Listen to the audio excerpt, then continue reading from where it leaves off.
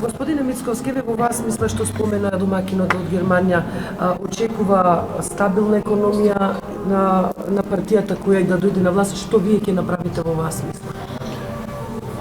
Ние веќе имавме неколку состаноци со стопанските комори во Македонија, со Стопанската комора на Македонија, Сојузот на стопански комори исто така. Пред некој ден имавме и со Македонско-турската стопанска комора, исто така со комората на ИКТ индустријата МАСИ. Денеска сме еве со Македонско-германската стопанска комора.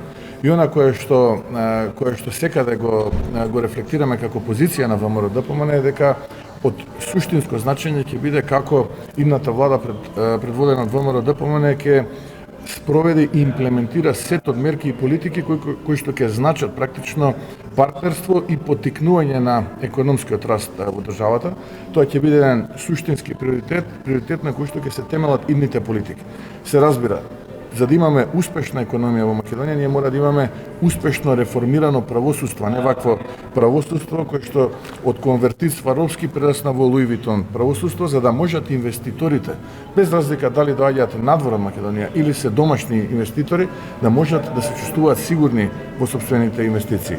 Како трет, но не помалку важен столб, се разбира, она што цело време го повторуваме, а тоа е вложување и само вложување во образованието и во кадарот, односно човечкиот потенцијал кој што потоа ние како држава ќе го понудиме на реалниот сектор, односно на бизнис заедницата, ќе повторам, без разлика дали е надвор од Македонија или е внатре во Македонија. Како што можете да слушнете, и почитуваните инвеститори од Сојузна република Германија се соочуваат со еден таков феномен, односно, ја би рекол, апокалиптично сценарио, каде што навистина високо образован и помалку образован квалификуван кадар ја напушта Македонија и со тоа практично они остануваат без реална поддршка која што на нив ќе им овозможи раст на бизнисот, а ние како држава и како влада остануваме со помалку платени даноци кои што потоа би можеле да ги инвестираме во другите сектори, меѓу кои, како што кажа и еве, како што вие велите домакинот, здравствениот сектор кој што ни се наоѓа на катастрофално едно лошо ниво. Гледаме само како растат хациендите на министрите и плантажите со марихуана на премиерот и неговото семејство, наместо да се зголемува бројот на реновирани сали операциони, реновирани на поликлиники, реновирани клиники или изградба на нови болници. Еден податок само ќе ви кажам, дека повеќе од 5000 доктори и медицински персонал последниве 5 години ја напуштиле Македонија.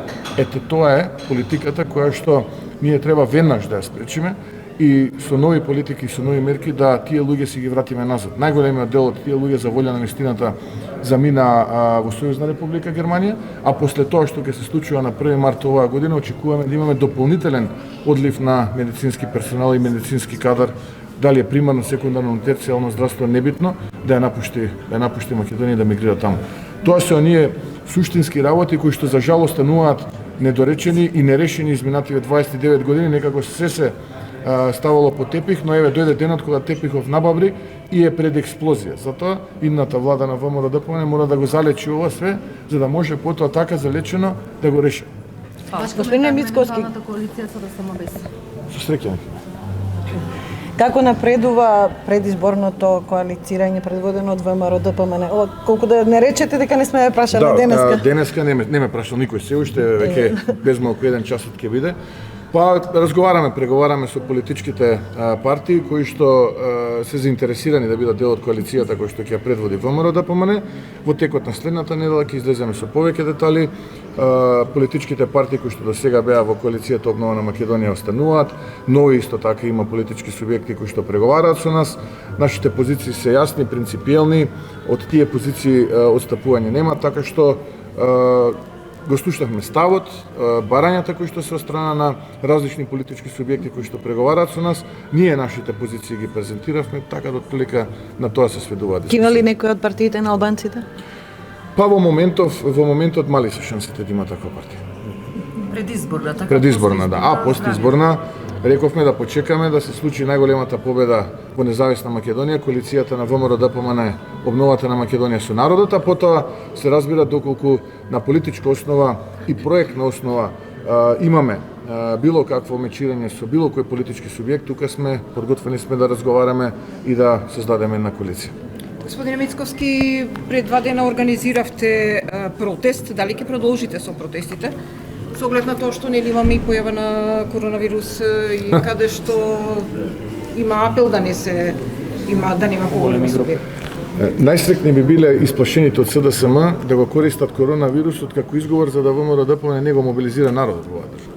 И они предпоставува, молеа Бога да се случи сето ова за да може еве да не излегува ВМРО-ДПМНЕ заедно со народот и да протестира против она лицемерие кое што денеска е секојдневие во Македонија, за жал. Чекорите на ВМРО-ДПМНЕ во следниот период благовремено ќе ги презентираме пред јавноста и јавноста ќе биде информирана. Така што, еве, да почекаме, одиме чекор по чекор внимателно, за да не се создадат било какви причини од страна на овие исплашени во СДСМ да може тоа да го злоупотребат против народот и против ВМРО-ДПМНЕ. Само кусове молам, рековте партиите, слушнаве партиите што бараат коалицијските партии или евентуалните коалицијски партии? Ќе дозволите да не бидам до толку транспарентен. Сепак се тоа наши интерпартиски договори и преговори. Кога ќе има официјална коалиција, ќе има договор заеднички, ќе биде презентиран јавно пред јавноста, така да дозволете тоа да останат преговори кои што ги водиме ние со останатите политички субјекти. Подготвувате ли за утрешно? Дали се подготвувам? Имаше, ќе ви кажам една анекдота од мојот живот, кога сум асистент на факултет. Имав прв час по еден предмет и решавав една задача. Кај на задачите се малку пообемни, 2-3 пати се брише таблата и на крај забележав дека резултатот кој што излезе на табла и резултатот кој што е во збирката не е ист. Се загрижив и реков да не нешто сум погрешил.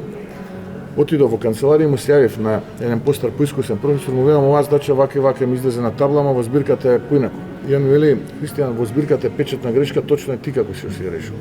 Но тогаш издеков една поука дека секогаш во животот треба човек да биде подготвен.